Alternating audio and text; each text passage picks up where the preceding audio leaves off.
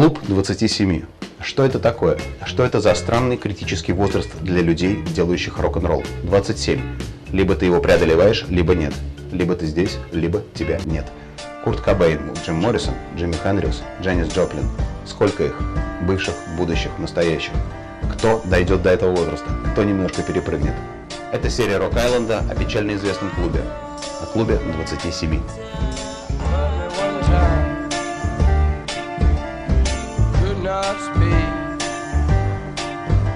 Никакого вообще не испытываю там романтического восторга от того, что вот они там рано ушли, жили на полную катушку. Здоровья не хватило у них так бухать или так потреблять наркотики и все такое прочее. Просто они сгорели.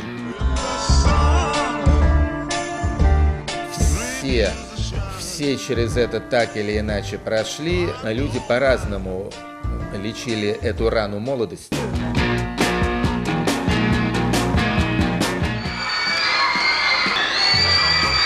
Fabulous.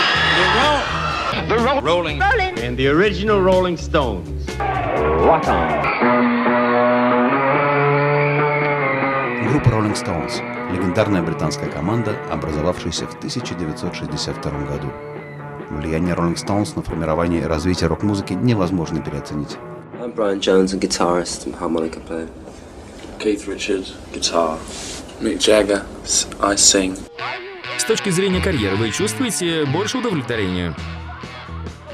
Вы имеете в виду сексуально или философски?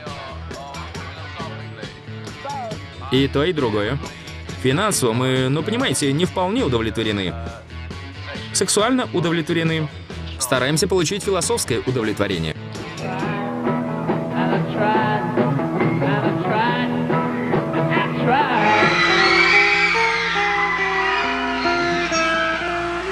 Вы слушаете Всемирную службу BBC. Сегодня рано утром Брайан Джонс, гитарист популярной ритм-блюз группы Rolling Stones, был найден мертвым в бассейне у своего дома в Суссексе.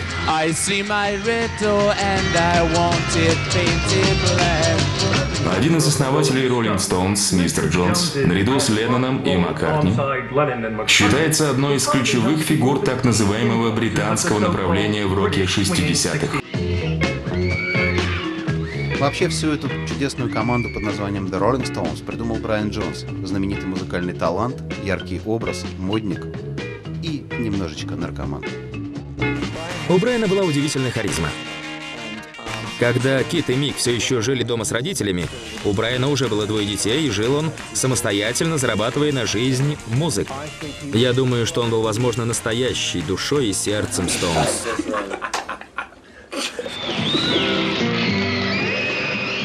Настоящим музыкальным гением и движущей силой. В то время как Мик Джаггер был солистом, Джонс был реальным лидером группы. Он отвечал там за музыку. Он организовал промоушен, устраивал концерты, договаривался с хозяевами помещений, а кроме того пел и играл на нескольких музыкальных инструментах. Когда я собирал парней, я делал это ради блюза. Леннон и Маккартни пишут попсу.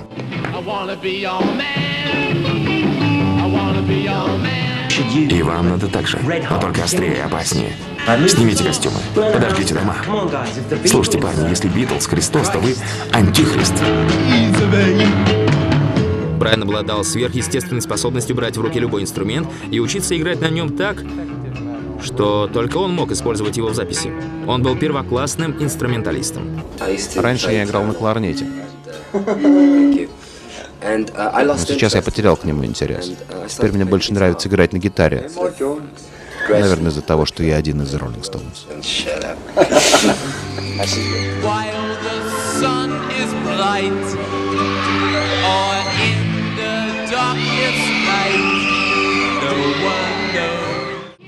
Брайан был одним из первых, кто сформировал типичный образ рок-звезды.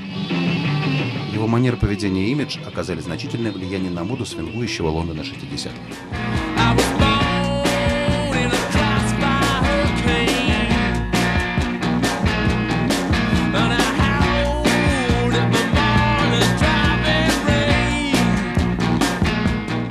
Я никогда не мечтал стать поп-звездой. Все знают, кто ты такой. Мне это нравится, все это внимание. Но я не могу назвать себя артистической натурой. Тяжесть гастролей, деньги, слава, отчуждение в команде. Все это привело Брайана к наркотикам и алкоголю. Мы катимся в ад, Брайан. На перегонки. One pill makes you larger, and one pill makes you small. Знаете, мы все принимали ЛСД, но его реакция отличалась от нашей. Брайан. Брайан. Во время записи Let It Bleed у меня сложился очень сильный образ Брайана к концу его пребывания в группе, который тратил 2,5 часа на вставку язычка в мундштук саксофона. Брайан. Брайан.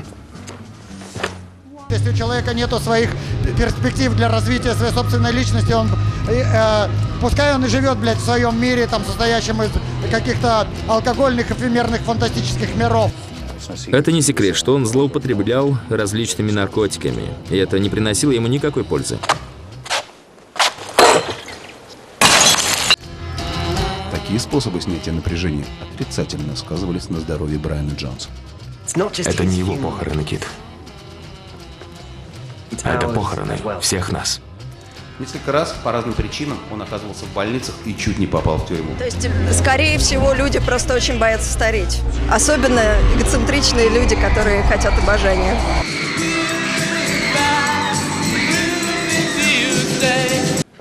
Кит, он прав. Очередная пропавшая смена в студии. Ему просто нужен отдых, вот и все. В рок-н-ролльных кругах Брайан отличался распущенностью, знаете. Ты слишком много пьешь и принимаешь слишком много наркоты. Он едва мог говорить, только шепотом. Он почти превратился в призрак. Ты просто таешь.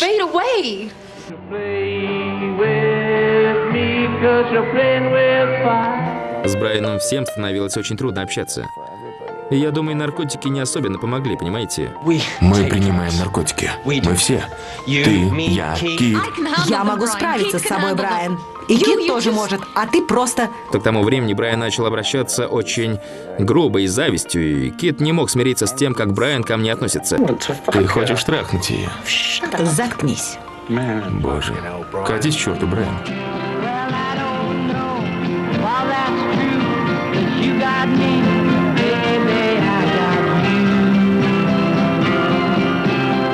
Ты просто жалок.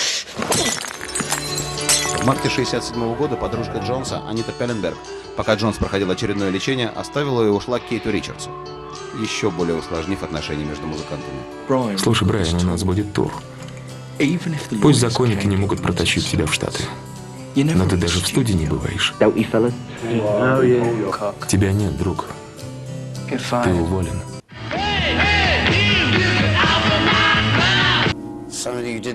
Со временем поведение Брайана все больше стало походить на саморазрушение. Это странно слышать от такого парня, как я, но в отличие от него, я все еще здесь. Меня выгнали из группы, Том. Может, оно и к лучшему. Менее чем через месяц Брайан Джонс был найден мертвым. Точные события, окружавшие его смерть, были неясны. Ему было 27 лет. Слава. Оказалось, что это не каждому по плечу. Ну, мы, конечно, были шокированы, но ни для кого это не стало сюрпризом.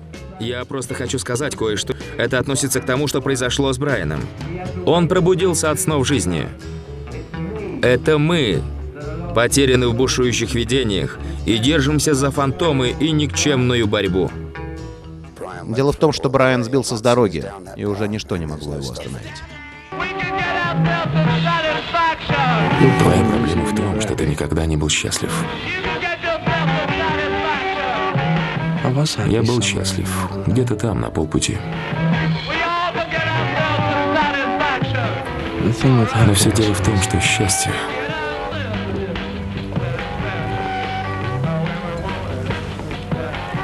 Оно было скучным.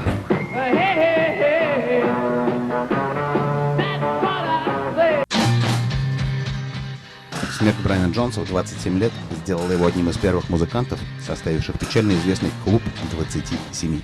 Некоторые люди умеют справляться с этой стихией, контролировать ее. То есть владеть огнем, не обжигаться, не сгорать, там, плавать в воде и не утонуть. А другие, как бы, может быть, слишком сильно ей отдались и как бы сгорели. Могли бы жить, чуть-чуть бы катушечку сбавили. Не надо быть праведником. Но чуть-чуть бы сбавили, и до сих пор бы жили. И кто знает, какая была бы рок-музыка сейчас. Мне кажется, совпадение все-таки. Я думаю, вот эта 27, она всплыла только из-за Эми Уайнхаус, да? А если бы кто-нибудь там умер, и которому там было 30, да, сделали бы подборочку тех, кто в 30, например, умер.